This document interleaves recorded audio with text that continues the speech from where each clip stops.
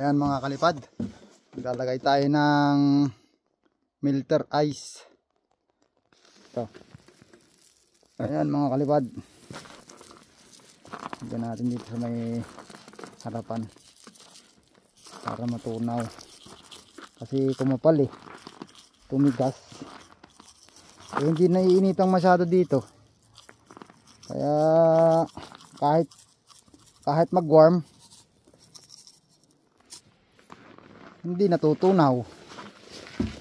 Kaya gamitan natin ito, ice melter. Ayan, negative 35 ang negative 35, kaya madali lang matunaw to kung tumigas na ice.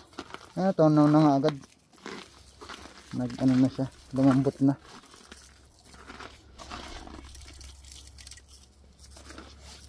Dinadaanan to ni Mother, kailangan matunaw yan.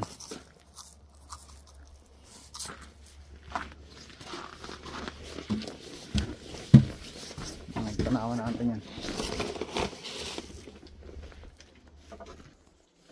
Yan mga kalipad, ganito sa Canada ang winter, matrabaho, maraming kailangan gawin para din sa safety to sa mga maglalakad dito, lalo sa loob ng bahay. Pagbasa ang sapatos, dudulas, kahit pa naka-spike ka, kung magkamali ka ng tongtong, kasi nakakatapilok to mga kalipad, lalo na pag yung matambok na, kasi natunaw sila, tapos ano ulit, mag-i-snow na naman, di tataas na naman yung temperature, yun, dudulas, titigas uli, magiging ice. Yan, ito ang hassle dito sa Canada.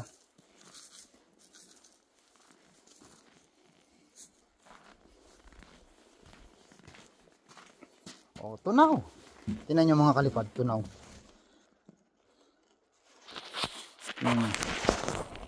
Yan tunaw na.